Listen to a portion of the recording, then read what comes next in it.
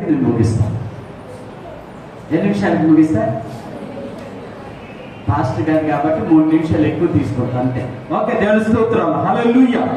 రేపు ఉదయకాల సమయంలో దేవుడు మన పట్ల చేసిన తన మహాకృపను బట్టి, ఆయన కల్వరి శిలువలో చేసిన కార్యాన్ని బట్టి నిజంగా నా దేవునికి మనసారా కృతజ్ఞతా స్తుతులు చెల్లిస్తున్నా. మనందరికీ తెలిసిన సత్యము, ఆయన మన నిమిత్తమే గాయపరచబడ్డాడు, మన నిమిత్తం ఆయన వధించబడ్డాడు, మన నిమిత్తమే తన ప్రాణం పెట్టాడు, మన నిమిత్తమే ఆయన కల్వరి శిలువలో యాగమయ్యాడు, బలియాగమయ్యాడు. ఆ దేవునికి నిజంగా మనం ఎంతో కృతజ్ఞులై ఉండాల్సినటువంటి సమయం. ఈ రోజు నీ యొక్క ఉదయకాల సమయంలో మిమ్మల్ని ఒకసారి ఆ కల్వరికి తీసుకెళ్తున్నాడు. జాగ్రత్తగా ఆలోచన చేద్దాం. ఆ కల్వరి శిలువలో యేసుక్రీస్తు వేలాడుతున్నాడు కదా, యేసుక్రీస్తు చనిపోతున్నాడు కదా, యేసుక్రీస్తు గాయపరచబడి అనేక విధాలుగా ఇబ్బందులు పడుతున్నటువంటి సమయంలో ఆయన పలికిన 7 మాటలు కూడా ఎంత అద్భుతమైనటువంటి మాటలు, మన జీవితాన్ని ప్రభావితం చేసే మాటలని మనం తప్పనిసరిగా నమ్మాల్సిందే. ఎందుకు అంటే ఆయనే ప్రభావితం చేసేటువంటి గొప్ప దేవుడు. ఆయన మనుషులను మహిమలోకి మార్చడానికి మహత్తరమైన శిలువ యాగమే సూచన. అందుకే ఈ యొక్క ఉదయకాల సమయంలో నేను ఒక టైటిల్ పెట్టుకున్న, ఈ యొక్క మెసేజ్కి ఏమని పెట్టుకున్నా అంటే, క్రీస్తు శ్రమ వ్యర్థము కాలేదు అని పెట్టుకున్నాను. మరోసారి చెప్తున్నా, క్రీస్తు శ్రమ వ్యర్థం కాలేదు. దానికి రుజువేమన్నా ఒక్కసారి ఏంటి క్రీస్తు శ్రమ వ్యర్థం కాలేదు అంటానికి రుజువేమన్నా ఒక్క మాటలో చెప్పగలిగిన వారు ఉంటే ఒక మాట చెప్పాలని ప్రభుపేట మనం చేస్తున్నాం. మీలో ఎవరైనా సరే ఎవరి యేసుక్రీస్తు పడిన శ్రమ, యేసుక్రీస్తు పడిన కష్టం, యేసుక్రీస్తు పడినటువంటి వేదన, యేసుక్రీస్తు పడినటువంటి బాధ ఏ మాత్రం కూడా వ్యర్థం కాలేదు, దానికి నిదర్శనం ఇదే అని ఒక మాట చెప్పరా?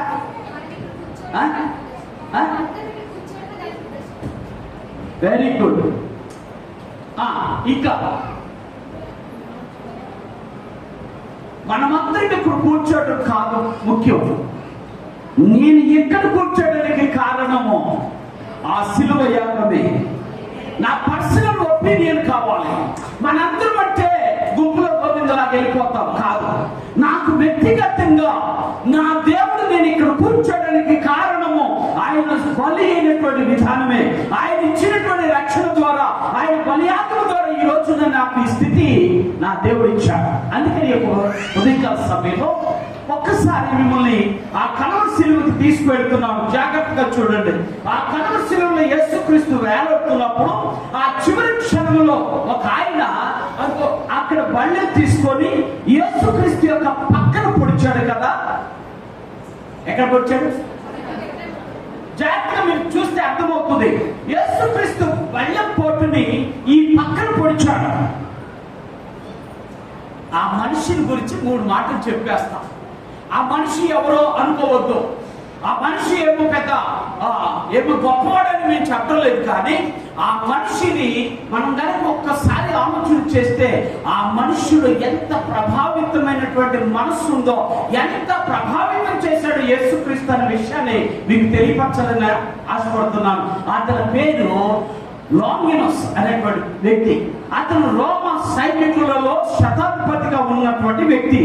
అతను యేసుక్రీస్తుని చంపినన్నిటిలో కూడా యేసుక్రీస్తు శ్రమ విషయంలో కానీ ఆయనే ప్రధాన సాక్షిగా ఉన్నాడు. అతని పేరు లాంగినస్. ఓకే, అర్థమవుతుందా? ఇతని పేరు లాంగినస్. విచిత్రం ఏంటి అంటే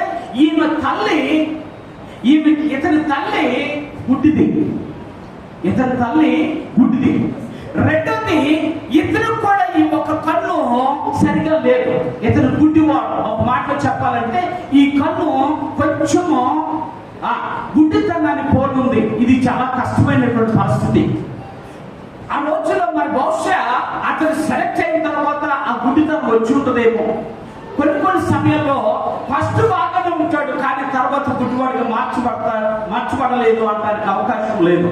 అయితే ఎప్పుడైతే యేసుక్రీస్తుని ఆ గుడ్డివాడు లేదనుకుంటే ఆ లాంగినస్ ఎప్పుడైతే ఈటతో పొడిచాడో, ఆ ఈటతో పొడిచినప్పుడట యేసుక్రీస్తు యొక్క రక్తం చింది ఆయన ముఖం మీద పడిందట. ఎక్కడ చింది? యేసుక్రీస్తు యొక్క రక్తము అలాగే నీరు వచ్చింది కదా, అది చింది అతని ముఖం మీద పడితే ఆ ముఖం మీద పడినటువంటి ఆ చుక్కలలో, ఆ చిందినటువంటి ఆ యొక్క రక్తపు చుక్కలలో ఒక చుక్క ఆయన కంట్లో పడిందట. ఆ కన్ను అప్పటికప్పుడే బాగుపడింది. తెలుస్తుంది.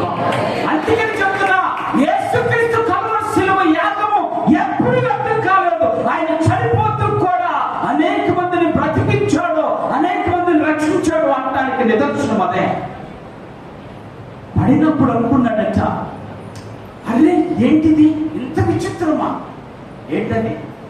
యేసుక్రీస్తు యొక్క రక్తము, యేసుక్రీస్తు యొక్క రక్తము ఆయన గుడ్డితనాన్ని తొలగించింది. ఆమె చూద్దాం. ఆయన గుడ్డితనాన్ని తొలగించినప్పుడు ఆయన అనుకున్నాడట తన జీవితంలో ఒక అద్భుతమైన కార్యం జరిగింది. ఏ కార్యం? అందుకే నేనేమని పెట్టుకున్నాను తెలుసా? ఇది గొప్ప అద్భుతం. ఏమద్భుతం?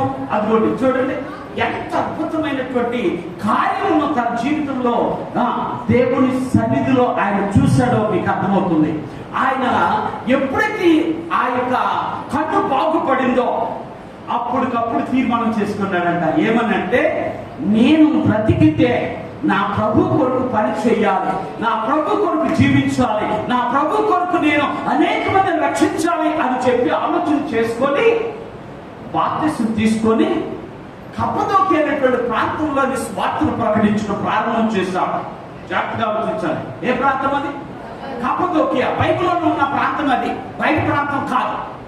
ఆ స్వార్థను ప్రకటిస్తూ తన జీవితాన్ని కొనసాగిస్తున్నాడు. అనేక మంది రక్షించబడుతున్నారు, అనేక మంది సాక్షులుగా నిలబడుతున్నాడు, అనేక మంది తన దేవుడు చేసిన కార్యాలను బట్టి అనేక మందికి ఆయన స్వార్థను ప్రకటిస్తూ ఉన్నాడు. స్వార్థను ప్రకటిస్తున్నాడు. జాగ్రత్తగా ఆలోచించాలి. నేను యేసుక్రీస్తు యొక్క కల్వరి శిలువలో పలికిన ప్రతి మాట కూడా ఒక అద్భుతం. అర్థమవుతుందా? యేసుక్రీస్తు పలికిన ప్రతి మాట అద్భుతం అనుకుంటే, ఇంకా ఒక మాటలు చెప్పాలంటే ఆయన శిలువ యాగంలో జరిగినటువంటి అనేక కార్యాలు కూడా మహా అద్భుతం అని నిరూపించారు. యేసుక్రీస్తు ఆ విధంగా ఆయన కల్వరి శిలువలో ఆ మనిషిని రక్షించాడు. ఏ మనిషిని రక్షించాడు? జాగ్రత్తగా ఆలోచించాలి.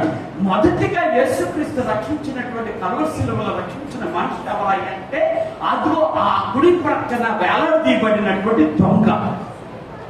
రెండో మనిషి ఎవరంటే లాంగినస్. రెండో మనిషి ఎవరు? లాంగినస్. సువార్తను ప్రకటిస్తున్నాడు, సువార్తను చేస్తున్నాడు. అద్భుతమైనటువంటి సువార్త ద్వారా అనేక మంది రక్షించబడుతున్నారు. అది వెళ్ళినటువంటి ఆ రోమా చక్రవర్తికి బాధేస్తుంది. వీడెవడు? వీడు మన దగ్గర పెరిగిన వాడు, మన సైనికులలో ఒకరు. వీడు ఇప్పుడు ఏం చేస్తున్నాడు? సువార్తను ప్రకటిస్తున్నాడు. అర్థమవుతుందా? రోమీయులకు వ్యతిరేకమైన వాడు యేసుక్రీస్తు అయితే, ఆ వ్యతిరేకమైనటువంటి రోమీయులకు సువార్తను ప్రకటించడానికి రోమీయుడు బయలుదేరి వెళ్ళాడు. దేవుని స్తోత్రం. నేను నమ్మిన దేవుడు అనగా నాకు వ్యక్తిగతమైనటువంటి అనుబంధం కలిగిన దేవుడు నశించిపోయిన వారిని రక్షించడానికి ఏమాత్రం వెనుకంజ వేయని దేవుడు. నాది వెనుకంజ వేయ. అందుకని ఉదయకాల సభలో నా ప్రేమ దేవుని బిడ్డలారా, ఆయన ఆ మాటను తెలుసుకొని ఎప్పుడైతే అతని రక్షించబడ్డాడో, లేదనుకుంటే ఎప్పుడైతే అతను బాగుపడ్డాడో, స్వస్థపరచబడ్డాడో, ఆయన గురించి యేసుక్రీస్తుని గురించి రెండు మాటలు చెప్తాడు. చాలా అద్భుతమైనటువంటి మాట. మొదటి మాట ఆ వచనంలో మీకు చదివితే అర్థమవుతుంది. అదేంటంటే లూకా సువార్త 23:47 ఆ మాట రాయబడి ఉంది. ఆయన ఏమని చెప్తున్నాడు? యేసుక్రీస్తుని కూర్చాడు అని చెప్తే,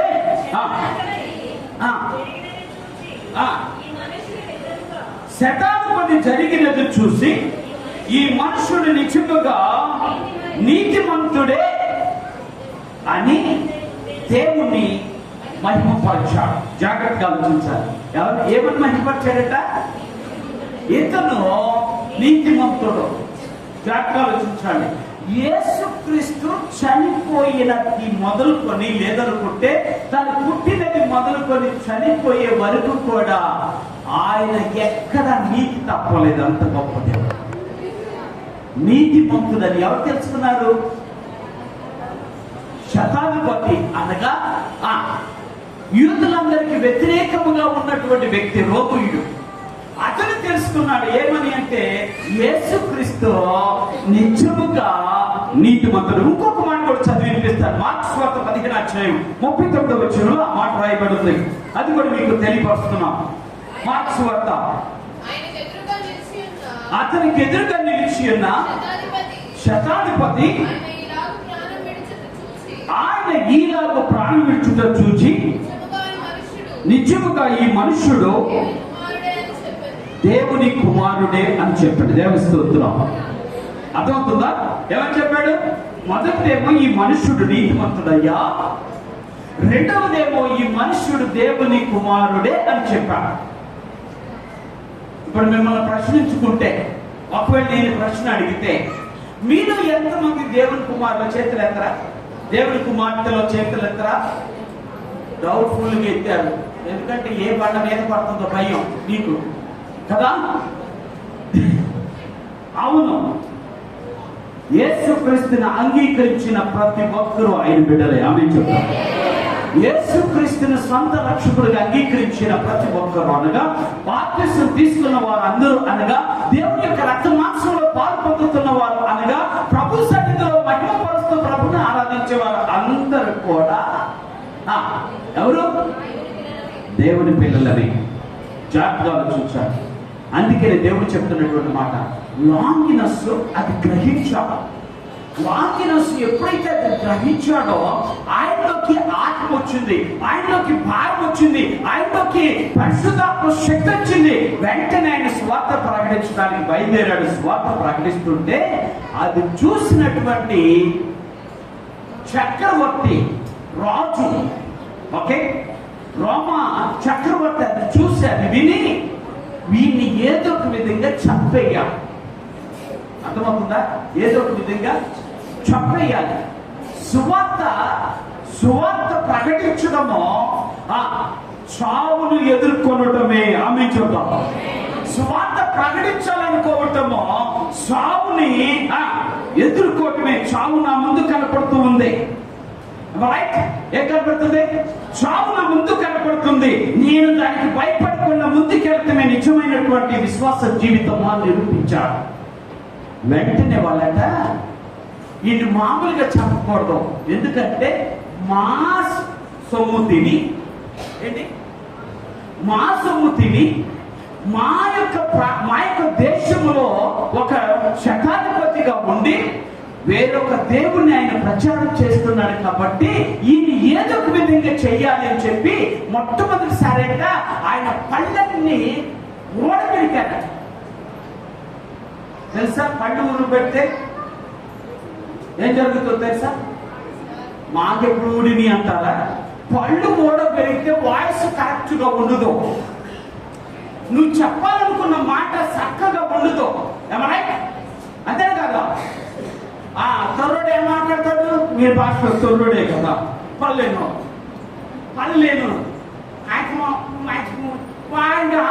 అంటాడు. అంటే అర్థం కాదు, వాడు చెప్పేది వాడికి అర్థం అవుతుంది, కానీ మనకు అర్థం కాదు. ఇది ఒక మార్గం. సాతానుడు మనల్ని పాడు చేయడానికి అనగా స్వార్థను ప్రకటించకుండా అడ్డుపడటానికి ఎన్నో విధాలుగా ప్రయత్నం చేశాడు. లాంగినస్ జీవితంలో అదే జరిగింది. మొట్టమొదటిసారిగా పళ్ళు పీకేశారట. తర్వాత ఈడు అయినా కూడా ఈ మాటలు ఎలాగనే చెప్తున్నాడట. ఏమని? సరిగ్గా అర్థం కాకపోయినా వాళ్ళకి స్వార్థ మాత్రం ప్రకటిస్తున్నాడని చెప్పి రెండోసారట నేలకు కట్ చేశారట. ఏం చేశారు? ఒక్క దెబ్బకి, ఫస్ట్ దెబ్బకి మనం అయితే దండం పెట్టి వెనక్కి దిగి వెళ్ళిపోతాం. ఎవరికి? బతుకుంటే బలుసా కన్నా తినొచ్చులే, మా ఊర్లో సాగుతుంది. ఇప్పుడు సాయంత్రం చెప్పడం మీ ఊర్లో సాగుతా, బ్రతుకుంటే బస్ స్టాండ్ లో బఠానీలను అమ్ముకొని బ్రతకొచ్చులే అని మీ సాగుతా. రైట్? అర్థమవుతుందా? అలాంటి ఆలోచన కలిగి ఉండాల్సినటువంటి శతాధిపతి లాంగినస్లో అటువంటి ఆలోచన చెయ్యలా. ఎందుకో తెలుసా?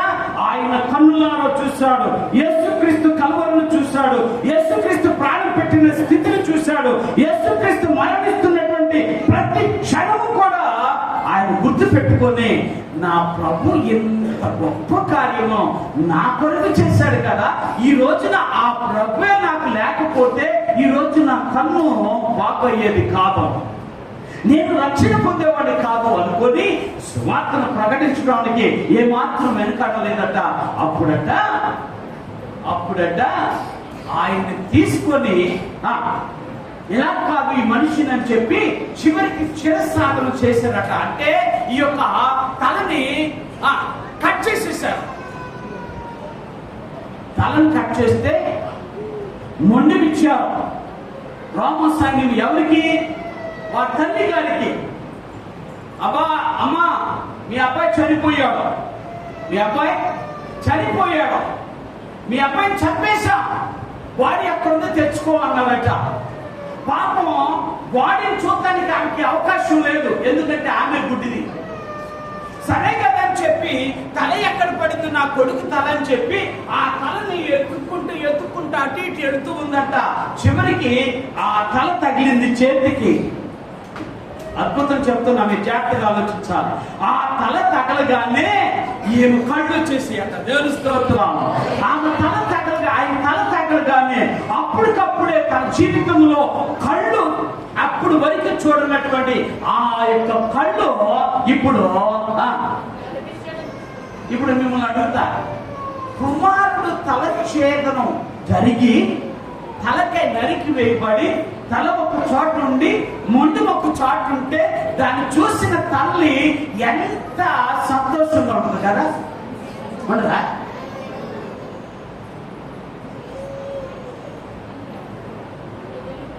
ఎంత దుఃఖపడి ఉంటుందో కదా, ఎంత వ్యాధం చెంది ఉంటుందో కదా. అయ్యో ఇప్పుడు వరకు నా కొడుకుని బ్రతుకున్నప్పుడు చూడలేదు, ఇప్పుడు నా కొడుకుని చనిపోయిన తర్వాత మొండి ఒక ప్రక్క తల ఒక ప్రక్క ఉందే ఇప్పుడు ఎలా తట్టుకోవాలి అనుకోలేదట. నా దేవుని కొరకు తన ప్రాణం ఇచ్చిన నా కుమారుడు చాలా గొప్పవాడు అనుకొని ప్రభుని స్తుతించడం ప్రారంభం చేసిందట. దేవుని స్తోత్రం. అందుకే చెప్తున్న ఈ యొక్క ఉదయకాల సమయంలో నీ దేవుడు ఎంత శక్తివంతుడో, నువ్వు ఆరాధిస్తున్న దేవుడు ఎంత మహిమ కలిగిన దేవుడో, నువ్వు పూజిస్తున్నటువంటి ఆ పూజారుడైన దేవుడో ఎంత ప్రభావితం కలిగిన దేవుడో. ఎందుకు ఈ విషయం చెప్తున్నా అంటే, నీ దేవుని శక్తి